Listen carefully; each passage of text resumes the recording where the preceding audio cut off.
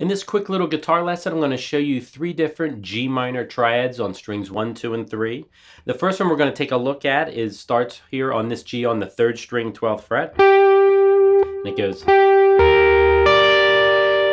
And what that is, I'm playing the root, which is G, a B flat, which is the flat 3rd, and D, which is the 5th. That is called a root position triad because the lowest note in the triad is the root. So it goes 1, flat 3, 5.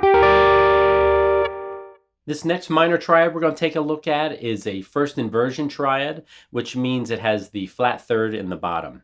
It's very easy to play. This is probably the easiest triad on the guitar to play. I'm on the 3rd fret right here, and I'm just playing the 3rd fret of strings 1, 2, and 3. It comes from this G minor bar chord. And you just have a flat 3, which is B flat, D, which is the 5th, and G, which is the root.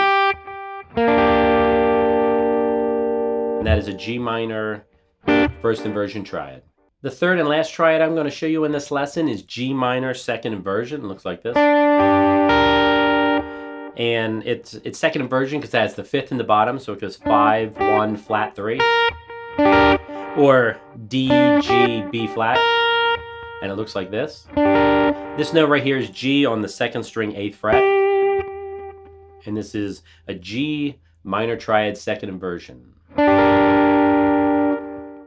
If you're interested in getting a free chart for this lesson, the link is in the profile.